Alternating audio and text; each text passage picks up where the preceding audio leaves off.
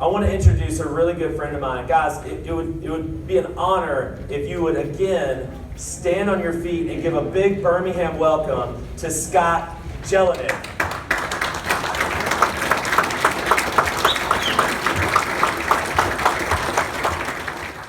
How's everybody doing tonight? I gotta tell you, I am shocked with what Brian has done here. So I remember speaking with him before he ever even created this, when it was just an idea. And I am shocked with how well he's done with it. And looking at the size of this group, I know groups in my area that have been around 20 years and they're not like this. And then on top of that, looking at the lineup he was just showing coming for next year, I live in Virginia Beach, and I was thinking, man, I wish I can come to these. You guys, I don't know if you've been in other groups, I don't know if you really realize just how lucky you are to have what you have going here, that he has top level speakers coming in for you and nobody's selling you anything and nobody's charging anything. Most of our big groups in my area, I don't even attend because it's always one pitch after another. It's one pitch. Every day you go in there, somebody's pitching you something, and I love what he's doing here, that there's absolutely no pitch. You literally, the only thing that's going to be sold is houses and memberships, and I think that's fantastic. So I thought I had 3 hours to speak to you, and then right before we were getting started, Brian said, you got an hour and 10 minutes. So I'm going to speak fast. I speak fast anyway. And I'm going to skip over some stuff that's not important and get to what we're actually here for. When I get into what I'm teaching today, which is SlowFlips, I'll tell you in advance, some of you are going to hate it. Every room, some people absolutely are like, there is no way I would ever do that. Absolutely, I hate it. But most people have a light bulb over their head and they're like, aha, this is exactly what I'm going to do. And so it's completely up to you. You make your own decisions, but I'll tell you in advance, I know some of you will hate it. Some of you will leave out of here being like, that's insane, I would never do that. So I'm going to move on because I know I got a third of the time I thought I had. So first and foremost, if you can't tell by my rate of speech or what little I have left of my accent, I'm originally from New York. I moved down to Virginia Beach in 1992. I dropped out of high school when I was in 11th grade. A school teacher of mine, I never really paid much attention in class. I was selling candy, was mostly what I did in school. And at the end of class one day, a teacher said to me, why do you even come in? And I remember going home that night and thinking, why do I even go in? I go in to sell my candy. And, but I had a job after school, and so I just went to work at that job. And so I worked at a place called Sunrise Cheese and Deli in Sunrise Mall in Massapequa. You guys are all from Alabama, right? Is there anybody from New York here? All right. Oh, there's a couple of you. All right. All right. No, man, I don't know anybody from New York. You're from Massapequa? Yeah, one of my best friends. Oh, all right. So I worked in Massapequa. Well, I ended up joining the Army. There was an Army recruiting event in the mall. And one day the soldiers came in. I'm serving them lunch, and they're joking with me.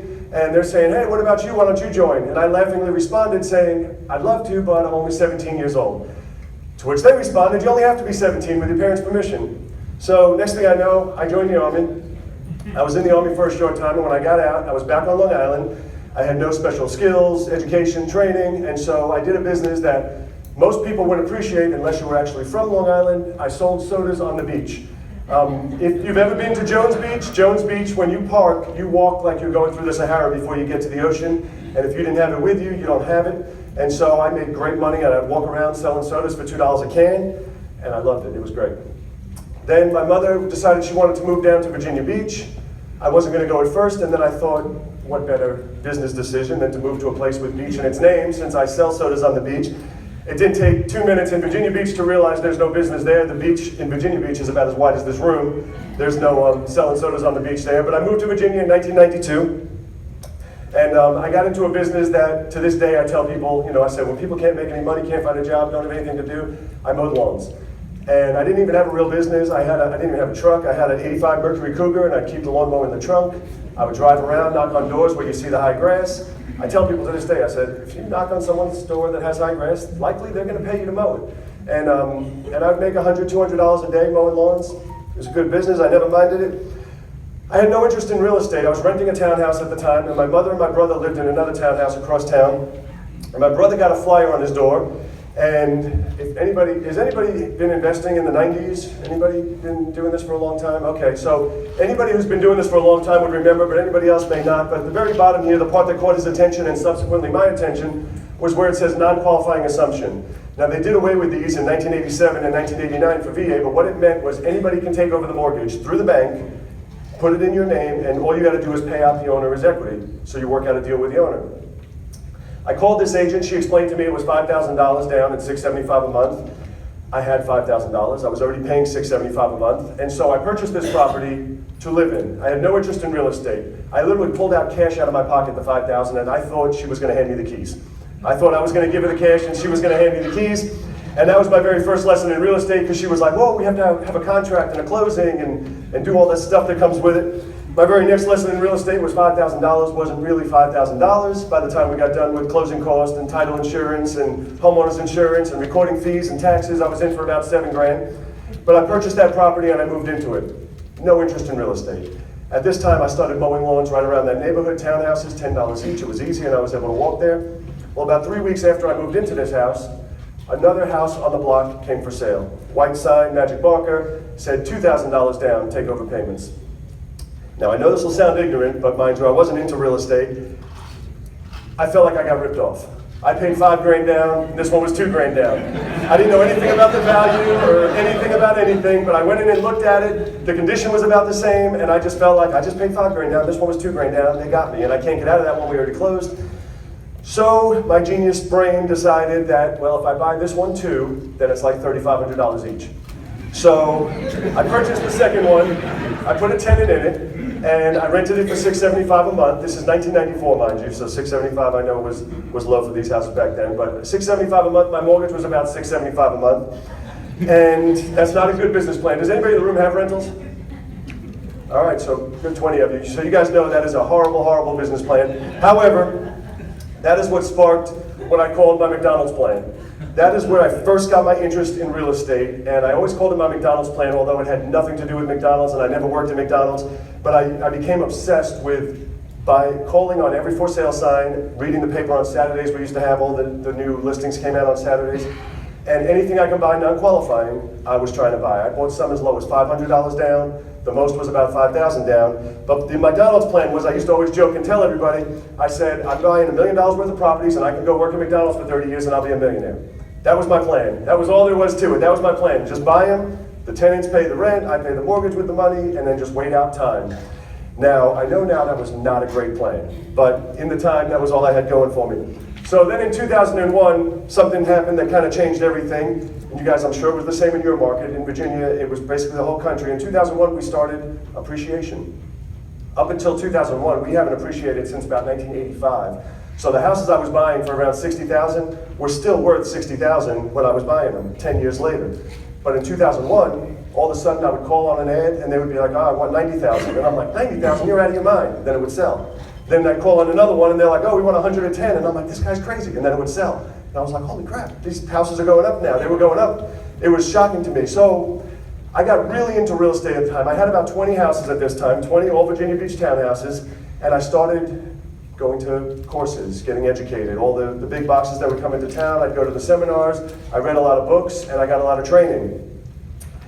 However, a lot of the training teaches something that I don't necessarily agree with, which is why I do what I do now and why I teach what I do now. So what they taught me was pull out that equity and buy more houses. I have a house now worth 150, I only owe 50 on it, that 100 grand's not making you any money. So they're all like, you're a fool, you're not making any money on that 100 grand in equity, it's just sitting there. Pull out that equity and you can buy more houses. And I did.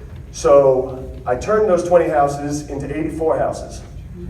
All over the area, and the market, if you remember, I'm sure it was that way here too, we were booming. This is 2002, 2003, 2004, 2005, and I got up to 84 houses in 2007.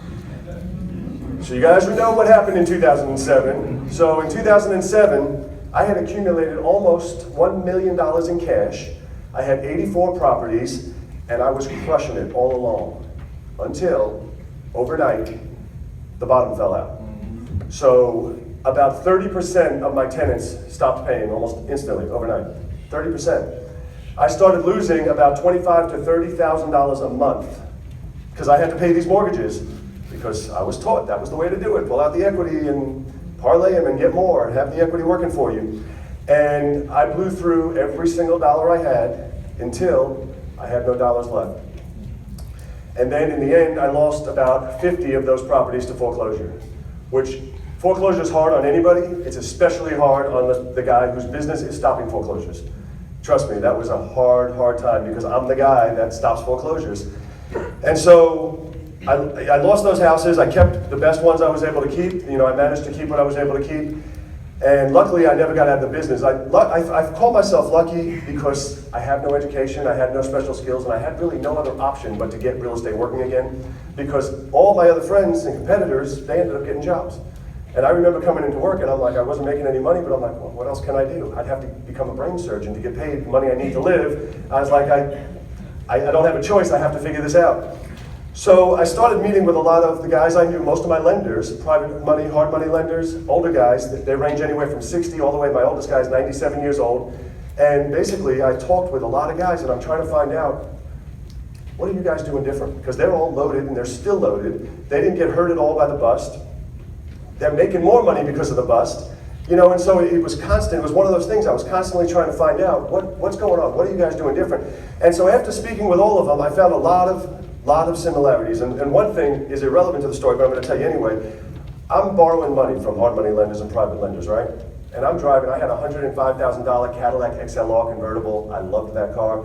I had 2 Escalades. I'm driving to borrow money from these guys that have $10, $20 million, and they're pulling up in a Honda Accord or a pickup truck. I tell you what, it's eye-opening, because I'm the guy borrowing the money, and I'm driving in these beautiful convertibles, Cadillacs. I mean, and I'm borrowing money from these guys, and they're pulling up in a Honda Accord or a pickup truck, every single one of them. Well, the other thing I found out, the more I got in depth with them, is that all of them, 100% of them, all of them, owned their houses free and clear.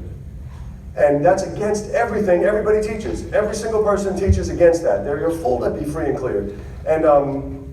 And it really, really struck me and changed my whole opinion on everything. And so since then, I've changed my entire model to say, you know what? All that sounds great on paper, and it's all very glamorous and sexy, how fast we can make money just by borrowing all this and being leveraged up to your eyeballs. However, you sleep a whole lot better when you have houses free and clear. But the problem is, how can you buy houses free and clear if you don't have the money to buy them? Which is where the challenge came in. And so that's where we developed our program that we're going to get into with you tonight, the SlowFlip program. So fast forward, I've been a full-time real estate investor for over 20 years now. I've done over 700 deals in Hampton Roads and Virginia Beach, in the 7 cities where I live in Hampton Roads. Primarily, I rehabbed up until 2013. In 2013, I changed my whole model to build my business around my life instead of my life around my business, and then I primarily wholesale since then. I currently own 108 properties, all single-family residences, all in my local area. I average 40 deals per year, and I know that does not sound like a huge amount. Some people, I know they talk about doing 100 deals a year and 200 deals a year, and that's fantastic for them. I put my life first 100% of the time. Even being here, as Brian mentioned before, I've been saying no forever because I don't like to travel when I don't have to. I love to travel. But then he mentioned that my son is a huge Mississippi State fan.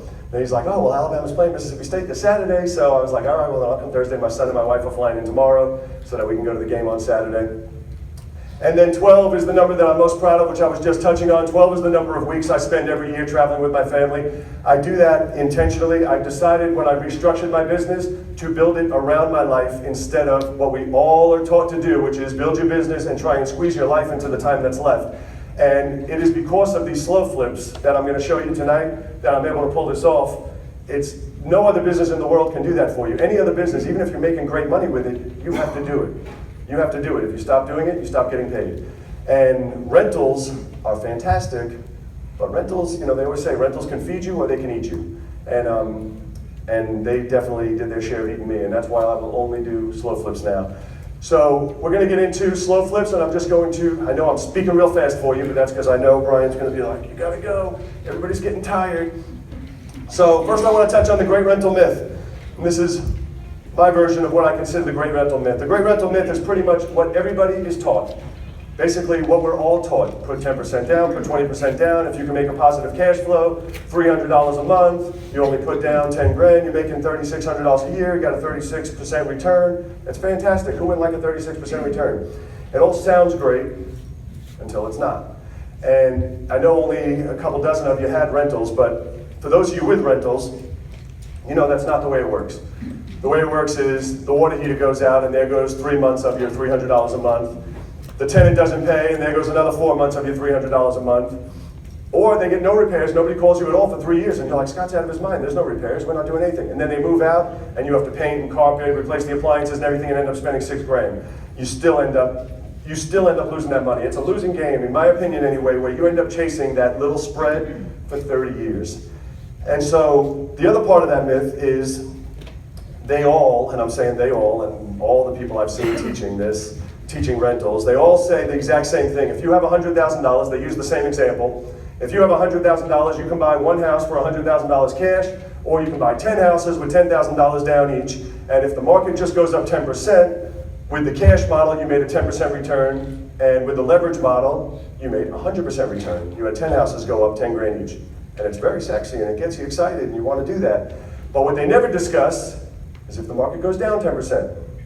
If the market goes down 10% with your cash model, you still have $90,000. With the leverage model, you have zero, you lost it all.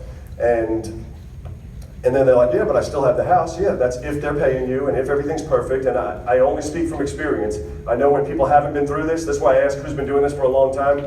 If you haven't been through the market cycles and the shifts, a lot of people disagree with everything I say. And I only speak through my own experience. I got a lot of value out of speaking to older guys who have been through it, and now I feel like I'm the older guy. I'm the older guy, and I'm not going through it again. So I have a complete different model that I use now. So what is a slow flip? A slow flip is the process of flipping a property as slowly as possible for the fastest possible path to wealth. The short version I always tell people, I say it's kind of like we buy a house like a car and we sell it like a house. And we're going to get into exactly how I do it now. Now mind you, when I get into some numbers here, I'm talking about numbers in my market. I don't necessarily know the numbers in your market, although I believe we're in very similar markets price-wise.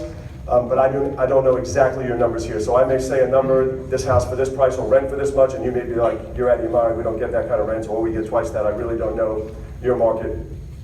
There's two different ways people do this.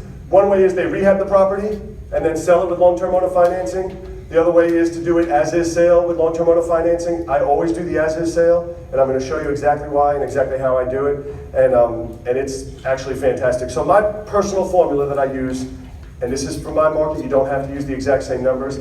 I keep my acquisition costs at $30,000 or less. There's a reason for that number, and the reason is that's the only way I can make it work by paying off the house that quick. If I start increasing in the price, even if it's a higher dollar house, now I can't get the cash flow to pay it off in 5 years. Does that make sense? So there are nicer houses, and I get this argument all the time from people that were like, but I don't want those crap houses, I want nice houses. Well, that's great, but I'll tell you what, in my area anyway, if you buy a $100,000 townhouse or a $100,000 house, you may get $1,100 a month in rent. If I buy a $30,000 house, I get $875 a month. So you can do the math. I can get 3 at $875 for the same 1 for $100,000 to get 11. So I borrow private money. I borrow the full $30,000 on every single one I do. I have a set program of what I borrow. I borrow $30,000 and I pay 12% interest. So I know a lot of people are like, 12% interest, that's insane. And I agree with you. The reason it started in 2011 is when I started this. So the way I started, I said, let me offer 12%, and once I have more money available to me than I have houses, I'll start trying to lower the rates. Well, I've gotten some great lenders who basically give me unlimited money. And so I don't pay anything at all. My tenants completely pay off the house. So I kind of was like, why rock the boat? It's such a short-term amortization, it almost makes no difference. You're talking dollars. So I'm like, they give me as much as I need, so I never rock the boat with them. They're happy, I'm happy. It works for everybody. So on a $30,000 mortgage at 12% interest, your payment comes out to $667.33 a month. But it's only for 5 years. That's why I say it's like buying it like a car. It's only for 5 years. Yes, it still sucks. You're not making any money, but it's better to not make any money for 5 years than to not make any money for 30 years. 30 years is a sentence. It's a life sentence. So generally, in my area anyway, our average rents on these homes are $875 a month. So on $875 a month, we also pay the taxes and insurance. I learned my lesson not to let them pay. So we pay the taxes and insurance, so I make almost zero. On some of them, I'll make a little bit, but I'm not in it to make anything off that. I just want them to pay off the house. Everybody got that so far? So I buy a house, I'm going to show you exactly how I do it. So I buy a house, I don't do anything to it. I sell it with owner financing. I put them in it through a land contract, so it's not a deed transfer. It's like a lease option, but it's a land contract. And then they take over making the payments on it. As soon as I buy it, I put it up for sale. The average sales price is $69,000 to $99,000. Most of them are $89,000. I charge a down payment, $3,000 to $5,000 down. And this is why I always say I operate at zero vacancy rate. Like right now, I legitimately have zero vacancies. However, sometimes I may have 2 or 3, but I still say zero vacancy because as long as I get it filled in the next month, 2 months, 3 months, the next 3 to 5 grand they put down offsets it. So I never have that lost income because whatever I lost from the months it's vacant, the next guy put another down payment down and you recover it. My average payment is $875 a month. However, my payments are only for 5 years. The payments they're making to me are for 30 years. So I want to squash another thing you may be thinking because I hear it from people all the time. They're like, but I don't want to sell my houses. I love my house. I love it. And some people are that way. They're attached to their property and I am not. I don't even look at my houses as houses. I strictly look at them as cash flow generators. They send me checks. I don't have any personal attachment to my houses. I have houses I've never been into the inside of. You know, I have houses I haven't seen in 8 years. I'm perfectly fine. As long as the check comes, they're never going to see me again. And it's for 30 years. But I'm going to tell you another statistic, which is a statistic in America. The average American moves every 5 to 7 years. So with that said, odds are they're going to move within 5 to 7 years, which means they're either going to give you the house back, or they're going to refinance it and pay you off, or they're going to sell it and pay you off. Either way, you're golden. If you bought a house for 30 grand and they pay you off 85 or 89, whatever you sold it for, nobody's complaining about that. You're going to take that money and buy 2 more. Not a problem. I average making $500 per month. And the reason I say 500 instead of the 875 is because we also still pay out the taxes and insurance. So the reason I like to use round numbers, and I don't know, what are rents in your area on these low dollar houses? Do you guys get about the same range? Yes? So $500 a month, the reason I like that is because it's easy to do the math on what you would want for your future. When you decide how much you need $10,000 a month, you know you need 20 of these. Simple as that. What do they pay you? $875 times 360 months, which is 30 years, comes out to $315,000 they pay you in total. How many people in the room own your own house? Your regular primary residence? And I'm sure, have you ever looked at your statement or your amortization schedule? It's ugly. You send in $2,000 and they're like, you paid off 120 bucks of your mortgage. You're like, what about the other 1,900? And that's the way an amortization schedule works. It's actually ugly, but it's also evil genius. But it's awesome when you're on the other side of it. When you're on the side that's collecting the checks. They send you $875 and you're like, oh, you paid off $12. And they send you another $875 next month. It's fantastic. And so this is just, you guys have seen an amortization schedule, but this is what an amortization schedule looks like. And I'm just showing you 2 of them. So on the very first month, they pay $875, $32 goes to the house. The rest of it is interest. They still owe $88,967. After 10 years, 120 months, after 10 years, they pay $875 and $100 of it goes to the house. But they still, 10 years of paying, they still owe you $81,000.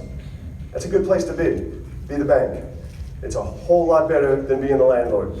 So I always say, remember your number. So when you think about, everybody's got a number, and I'm sure you've thought about it. How much do you need to be free?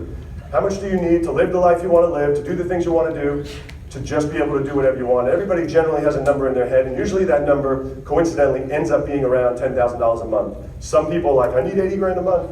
But most people average say, if I had $10,000 a month coming in without doing anything, I could do anything I want to do. Well, that's pretty simple. If you do this math, $10,000 a month means you need to buy 20 of these. You need to buy 20 of these, and you can be at whatever that future vision was of yours in 5 years. Unlike 30 years of torture, like everyone teaches with regular rentals, you can be there in 5 years. No matter what your number is, it's just a matter of buying it. You got to raise private money. We do a whole thing on raising private money. We're not going to do that tonight, but raising private money is simple because the people that are loaning you the money, it's backed by a house that you already bought at a discount. The worst thing that can possibly happen to them, I always tell people, the investors when I meet with them, I say the worst thing that can happen to you is I pay perfectly and you only make 12%. That's the worst thing that can happen is I pay perfectly. Because if I don't, then you end up getting the house at a significant discount, and I already did all the work to it and work in finding it. So it's really easy to raise private money for this. Really easy. We have more money available to us than we can find houses for.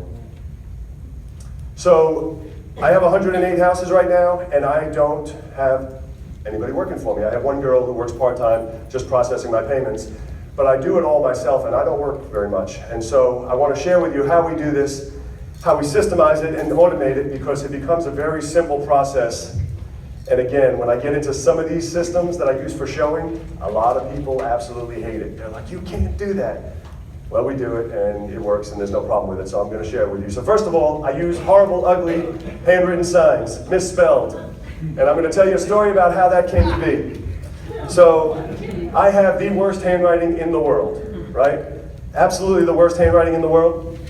Well, I always have somebody with me. When I have to put out signs, I'll have him write out the signs. Well, one day I was at a vacant property, and he wasn't with me. So I said, you know what, screw it. I'm already here. I have the signs in my trunk, so I'm going to write them out myself. So I wrote out the signs, I stuck a few out around town, and I left. Well, my phone was ringing off the hook.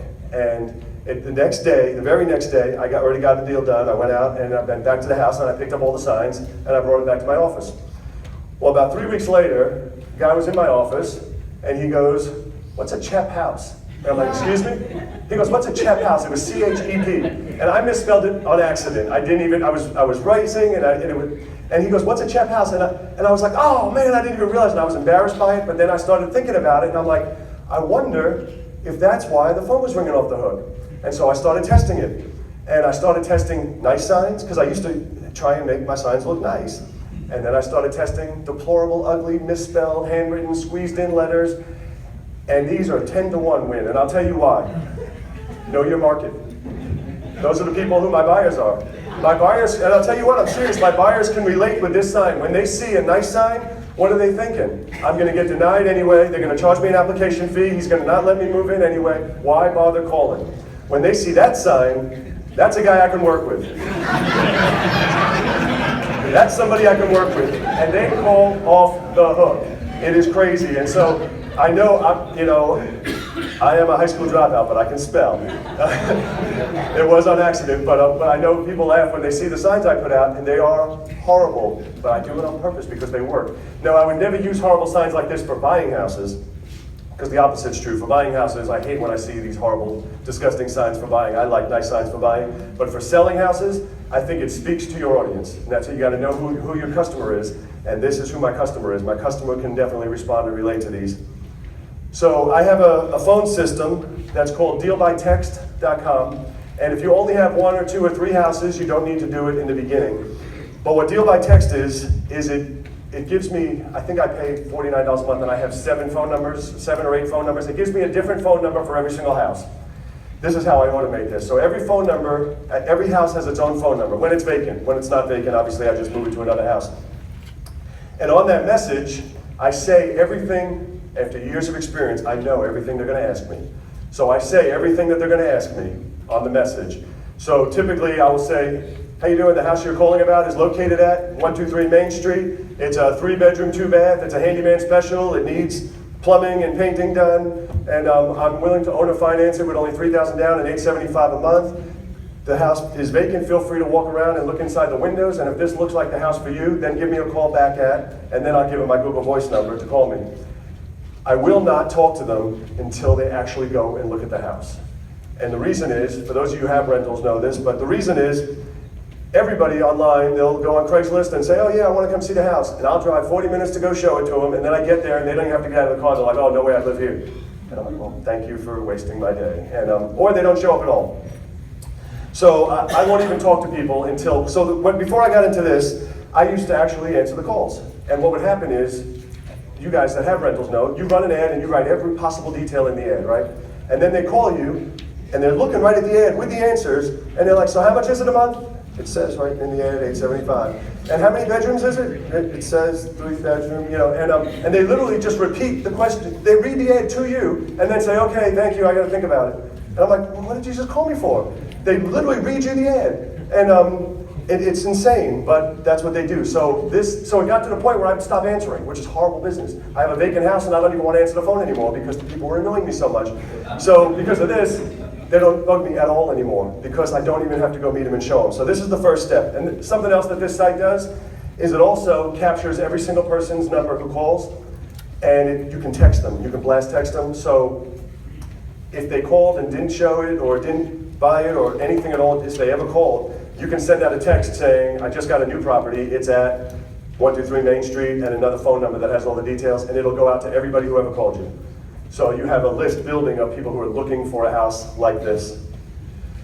I use a website called go to Best Investor Sites. It's actually one of the carrot sites, which is really good. We use them for buying, but we also have separate ones for selling, where you can list your properties on it, so that I do everything as much as I can so that I'm out of the picture. This is my whole plan, is to have it done without me. So I use Best Investor Sites to be able to put videos and pictures of each house on it. And then there's the showing system. This is where I know I get a lot of people who absolutely hate it, but this is the system that I use. So my showing system is, when I first get the house, I put it on a lockbox. I will not talk to anybody until they've driven by the house and walked around it. So everybody got that? So I won't even consider talking to them until they've done that. So then they say, okay, yeah, I've walked around, I like the house, I'd like to see it. When's good for you? I say, anytime's fine for me, just give me an hour's notice, I can meet you anytime. If I can't make it, I have a neighbor with a key. So that's what I tell them. I say, anytime's fine, just give me a call an hour in advance. When they call, I tell them the same thing. They say it's noon. They say, oh, I can be there by 1. I say, okay, fantastic. Call me when you get there. If I'm not there by then, I have a neighbor with a key who'll let you in. No big deal. Then they call when they get there, and I say, oh, my neighbor just stepped out. However, since you're already there, I'm going to go ahead and give you the lockbox code and let yourself in, so you can walk around, take a look at the property, and then give me a call back as you leave. Now, I do this on purpose because I do not want to give people lockbox codes. You know, because then everybody's fearful. What if you give them a code and they want to steal your whatever? And so nobody wants to give a code. However, if they don't know they're getting the code until they're literally standing there on the porch, you don't have any of that opportunistic where, oh, well, let's bring the truck, let's back it up, let's do this or that. They're already there. And they think that the neighbor's coming home, because I tell them, well, the neighbor's at the store. If the neighbor comes back, just tell them that Scott sent you, everything's going to be fine. And so they think someone's coming back anyway. But I have houses that are 40, 50 minutes away. I'm not driving to every single one of them to show them. So this is exactly how I do it. I can literally be sitting. The reason I have them call an hour in advance is so I know to watch for their call, because I don't want them to drive all the way out there and then I don't answer. So I want to make sure that they know to watch for their call. So I let them let themselves in. I guide them through opening the box. I tell them, you know, the code is 2008. Push the little black tab to the left. The front of the box will fall forward. Open up the door, put the key back in the box, spin the dial, and take as long as you need. Give me a call back as you leave. My code has been 2008 since 2008. On all my houses, it's the same code. And I've never had the slightest problem. And everybody says, but what if, what if, what if? And I want to answer that for you. I fully expect and accept that someday somebody will do something. And I'm okay with that. The hundreds and hundreds of hours of my time that I've saved is well worth whatever damage they can possibly do, or whatever fridge they can steal, or whatever they can possibly do. It's well worth it to me. So I know someday something will happen and somebody would be waiting to say, I told you so, someone stole your stove. It very well could happen, and I expect that, and I'll be okay with it when it happens. So this is the big one. What about the condition? Now, I don't know what kind of houses you guys are buying, but I buy some deplorable houses. You know, cereal boxes and, you know, beer bottles and roaches running around. I bought some ugly things. And everybody's like, well, you got to at least fix this and this and this before you do it. I fix nothing. I fix nothing, and I'll tell you why. And this is why I say you're lucky. I answer their question simply with you're lucky, because they'll say, well, is anyone going to clean up the backyard, all the debris in the backyard? I'll say no, and you're lucky that we spoke before we did it, because once we do it, we're going to have to raise the down payment another $2,000, but I'm sure you can do it a lot cheaper than that. And they'll go, oh, no, don't do it, we'll take care of it. Or is anybody gonna paint this room that's painted red?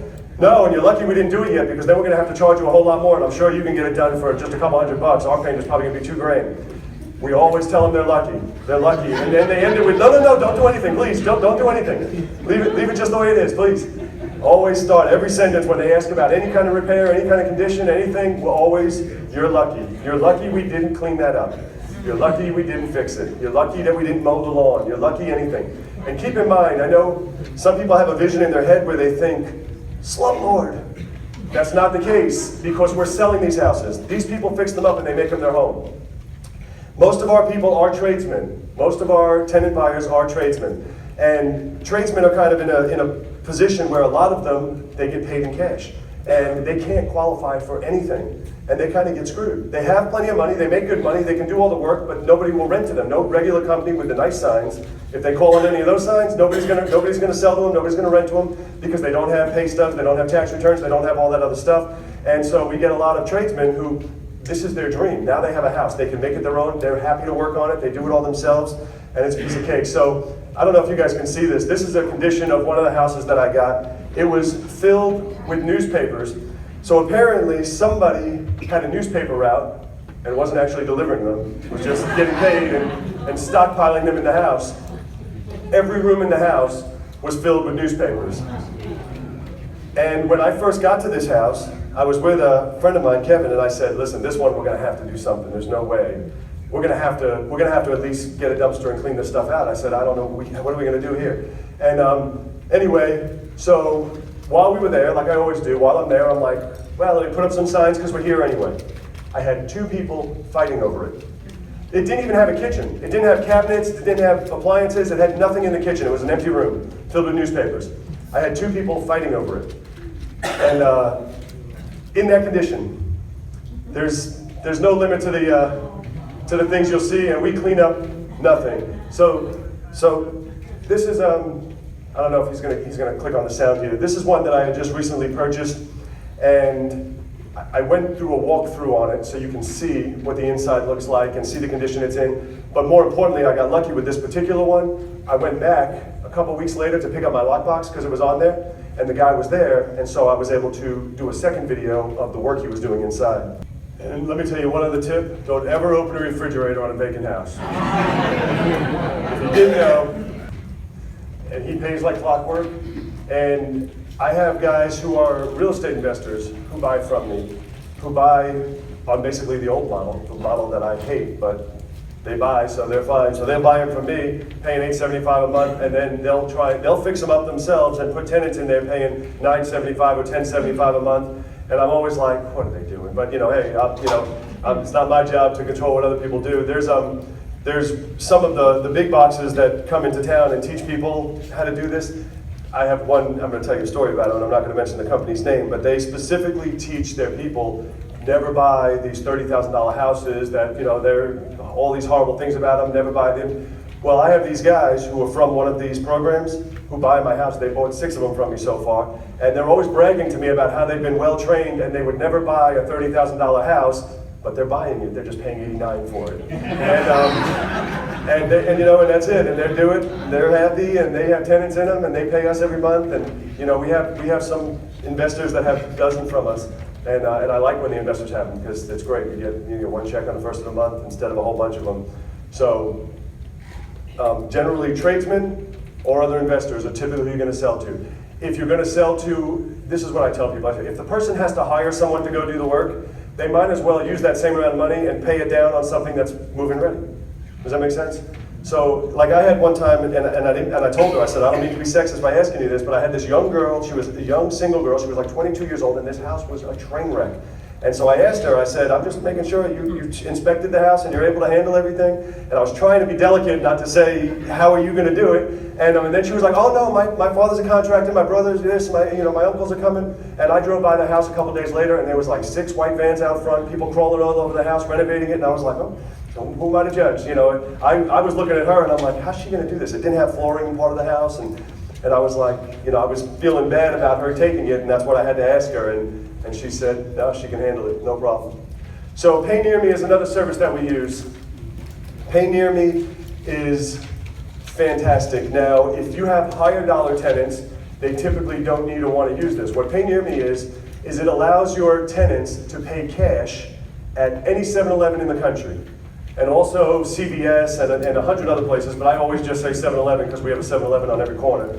So I always just tell them 7-Eleven. So when I have a new tenant buyer, I set them up in Pay Near Me, and it texts them a barcode on their phone. And then all they do is they walk into 7-Eleven, it scans the barcode, they pay in cash, and it emails me 123 Main Street, just paid $8.75, and it emails them a receipt. And the money goes right into my bank account. And the best part is it costs me nothing. And it cost them $3.99, which is priceless for them, because what was their alternative before Pay Near Me? They generally aren't bankable, they don't have bank accounts, and so what would they do? They would still go to 7-Eleven, but they would get a bunch of money orders. Then they would drive all the way to my office and drop them off. Now they go to that same 7-Eleven where they were going to buy the money orders, and they can just go home after that. Pay Near Me is priceless. If you will have, I think, less than 10 properties, they have a sister company. I'm not sure what the name is, but when you fill out with them, they'll refer you to their other company. I've been with them for 10, 12 years now, and more, almost everybody's on Pay Near Me now, which I love. the 1st through the 5th of the month, I'm constantly getting emails, you know, this person paid, this person paid, this person paid. So it's a fantastic, fantastic system. So lastly, I just wanted to touch on, should you pay off your rentals? So one of my guys who I consider a mentor, who's taught me a whole lot over the years, he's about 67 now. He has apartment complexes. I say complexes, they're small, maybe 24 units. I think his biggest one's like 40 units. And he actually built them. When he was younger, he was a framer. That's how he got started. He built them. And everything he owns is free and clear. And when we were first talking, this is like in 2010, 2011, when I was talking about doing things different the second go around. And I was like, yeah, well, that's easy for you. You know, he's got tons of money now, but I'm like, you can't buy stuff free and clear because I don't have the money to buy them, so how do you do it? And he was telling me about his apartment complexes, and he says, well, I borrowed everything when he built them. He says, but I paid every single penny to it until it was paid off. And the words he used, which I've related to so many people, and everybody takes offense to it, but that is, we say you don't deserve to make any money off of this property until it's paid off. That's it. Every extra dollar, and this is my thought process. I know other people teach the exact opposite. Most people teach the exact opposite. Actually, everybody else teaches the exact opposite. Everyone else teaches just make your cash flow, make your cash flow, make your cash flow. And all of that is beautiful until it's not.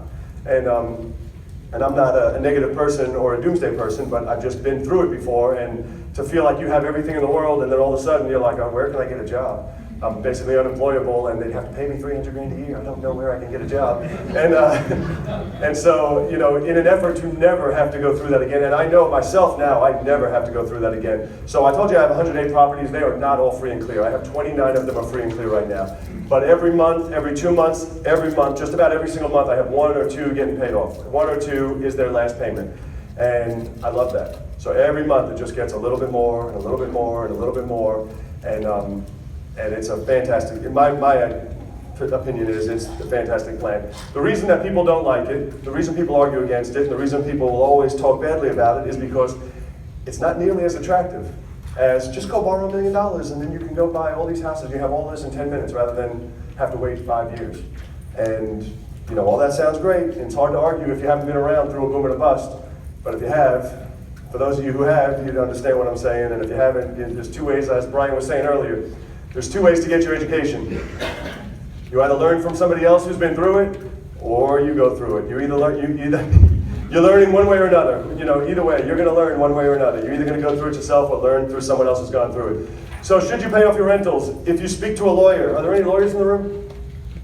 None? Okay, 1. If you speak to a lawyer, typically lawyers will tell you, do not pay off your rental because it's going to make you a magnet for lawsuits. So like if somebody researches you, you know, if everything's free and clear, you know, you're prone to lawsuits.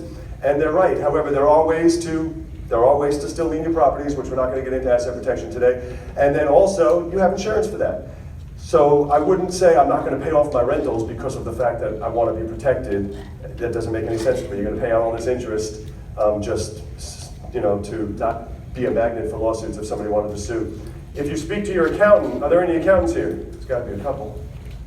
All right, so if you speak to an accountant, typically if you speak to a CPA or an accountant, they're going to tell you, no, you don't want to pay off your rentals, you're going to lose your biggest deductions. And they're right, but you have to remember your accountant has one job, and that job is to save you money in taxes. And that's their job. Their job is not to run your business, their job is to save you money in taxes. And if you pay off your rentals, you are going to pay more money in taxes. But you were paying that money anyway, you were just paying, you know, I know everybody's heard this before, so you're paying $1 out in interest to get 30 cents back. Basically, that's your deduction, thereabouts, whatever your rate is. So it's the same thing. So yes, you're going to pay more in taxes, but you're getting the other 70 cents. So pay more in taxes. Taxes are not fun, but you know, I pay a ton of taxes and it breaks my heart every single time. But what's the alternative? So your calculator, everybody's got a calculator, right? So if you consult your calculator about everything I talked to you tonight about paying off your rentals, your calculator is going to say, Scott's an idiot. Do the math 6 different ways over again, and you will always make more money not paying them off.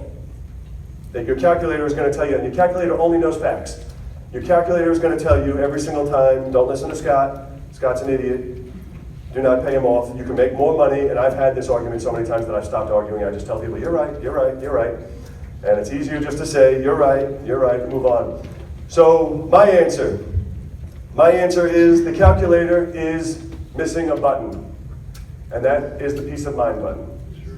And until you've lost sleep worrying about how you're going to pay for stuff, you won't really appreciate how nicely you sleep when you have stuff free and clear. And I have completely changed from who I was during the boom to who I am now, and I sleep very well now. I had very, very hard times during the transition from boom to bust, and I never, ever think twice about it anymore. I'm all about free and clear. I've changed, not just free and clear, but I've changed so many different things about everything that I do. Can anybody in the room guess what kind of car I drive now? A Honda Accord, right on, absolutely. Absolutely, and I am so committed to it. I have so many people like, you should buy this and you should buy that, and I said, no, I'm driving my Honda, period. That is it. I am driving my Honda. I love it. I'm perfectly happy with it, and it doesn't use gas. I don't know how I never knew that before. My truck, I was paying like $100 every 2 days as much as I drive when gas prices were high. Now I spend like $25 a week. I'm like, I don't know what I was doing with it. Basically, the car's free. I look at it as a free car because of the amount of money I save in gas.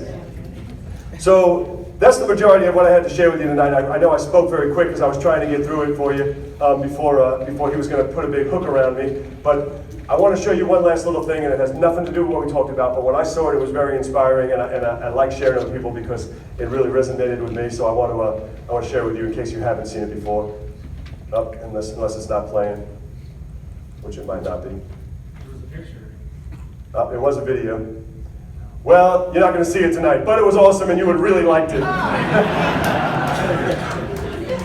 So Brian's going to come up, but before he does, I want to ask, does anybody have one question or two questions? Oh, wait. I did. You have a question, all I right. have a question to ask her. Oh, okay, I'm sorry. So We do have time for maybe 3 or 4 questions.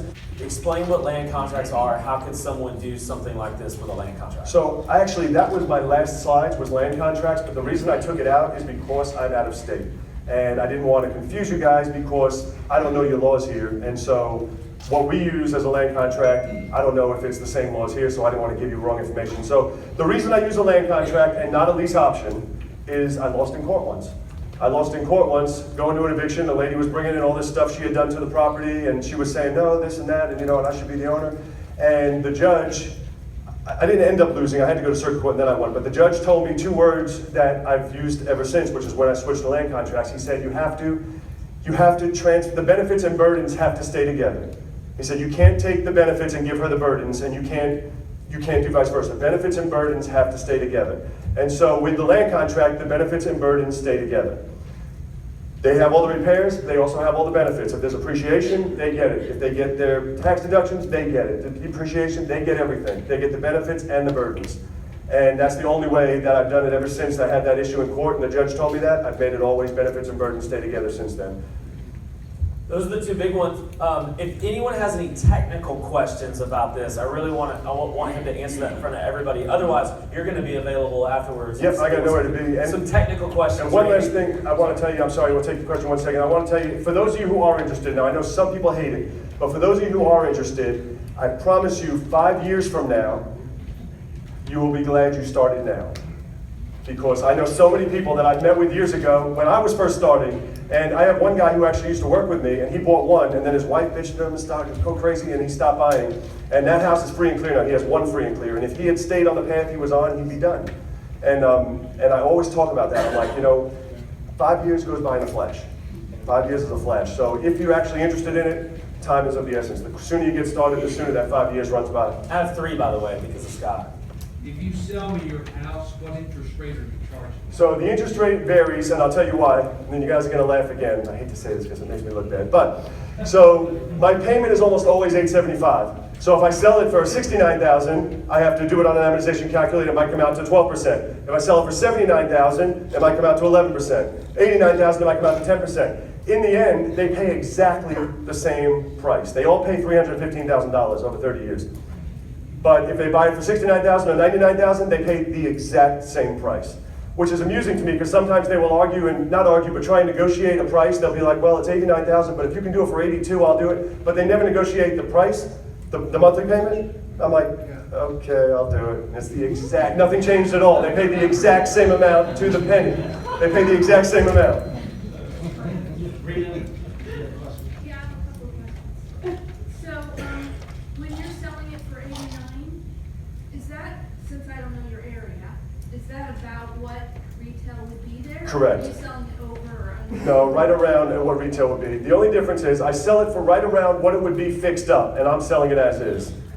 But it is what it's worth. So if in fact they do renovate it and want to refi or want to sell it, they'll be able to. Okay.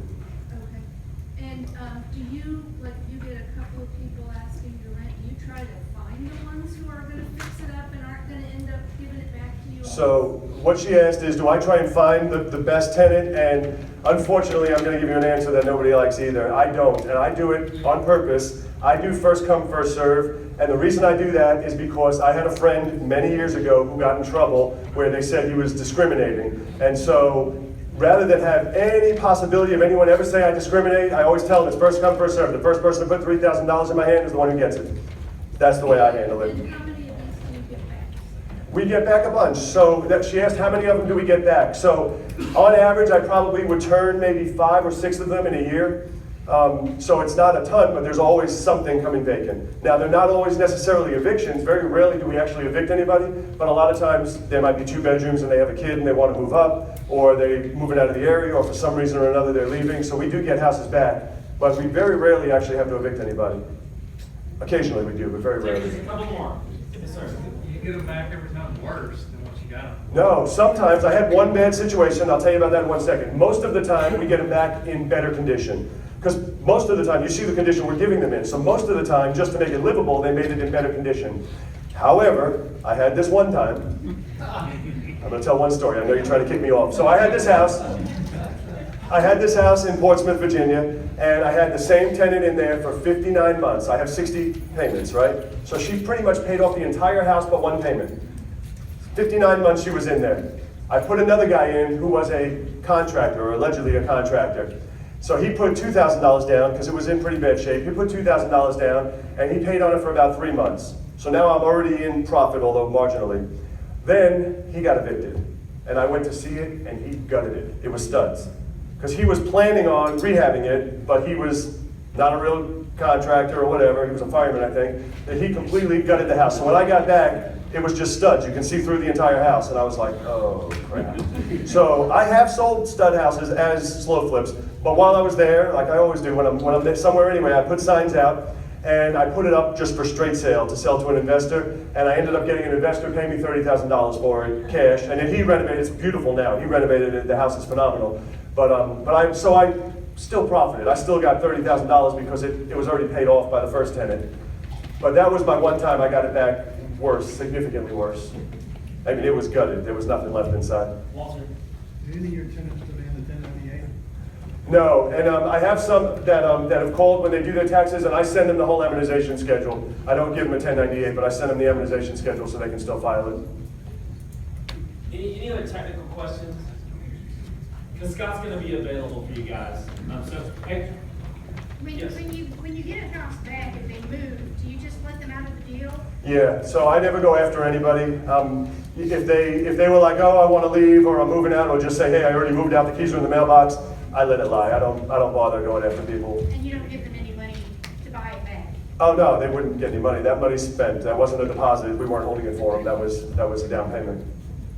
Jill, Is it in your deal that you have first right if they want out of deal, or can they sell it? Oh, they can sell it. I've had several sell it. Okay. I love when they sell You don't them. have it in there that you have first right? No, I don't even want first right. I have some, and I'm sorry, I know you gotta go, but I've had some that they put it up for sale, say they owe me 80 and they put it up for 99, and then the appraisal comes in and it would only appraise at 79, so they owe actually less, and I'll work it out with them and let them do it. You know, almost like a short sale. I'll let them do it because, you know, hey, I'm still good, so it doesn't matter. guys, let's give Scott a round of applause.